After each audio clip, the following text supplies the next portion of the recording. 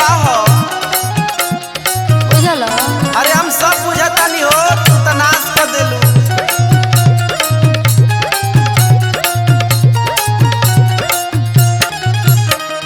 दूध लेवे गइलू की फगुआ मनावे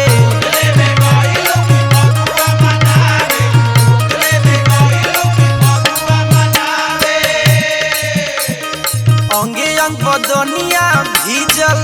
पावे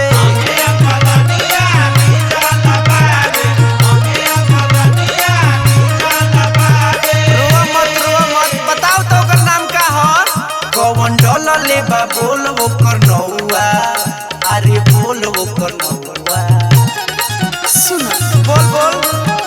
अरे देखे दूध बेसी दू चार पौआ आय रंग डोलले बचोले में जदौआ अरे देखे दूध बेसी दू चार पौआ अरे देखे दूध बेसी दू चार पौआ रंग डोलले बचोले में जदौआ अरे देखे दूध बेसी दू चार पौआ चोली में जदौआ एकदम में बाटे ओकर मोट पिचकारी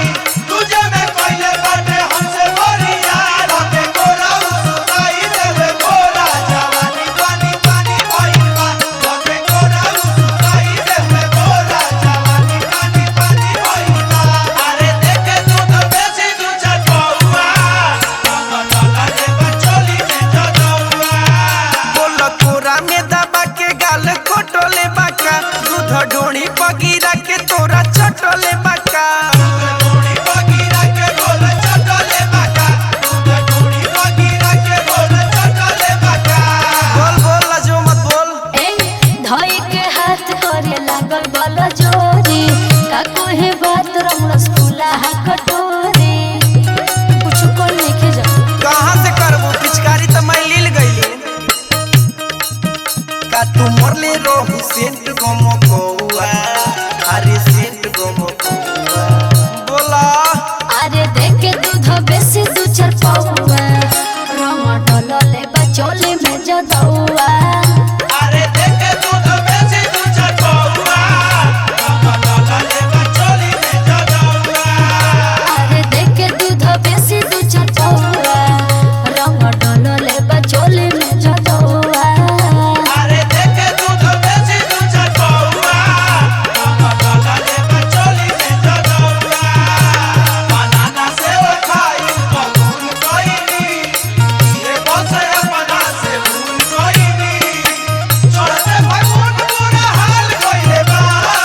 चढ़ते भगवान पूरा हाल कोइले बा गोरे गोरे गाल हमर लाल कोइले बा ए हो गोरे गोरे गाल हमर लाल कोइले बा अरे देखे दूध बेसी दू चार पौआ चोली में जदौआ अरे देखे दूध बेसी दू चार पौआ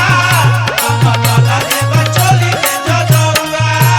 भोरे गइल रहू ही पिया के झार गोरिया सांझे अइलू तो ओढ़नी लसार गोरिया कहां अइलू तो ओढ़नी लसार गोरिया कहां अइलू तो ओढ़नी लसार गोरिया ए भरत खेसो कर देखे के चाल हो जाइब न हम चाचा जनवा के खटाल हो हां त बंटिया तो के डेरा होई जे बा और हमर राजेश भैया बाल मफिया होई जे हमेशा गिर रहेलन देखिए बच के उनका से मुकेश पूछता भराता काहे पौआ अरे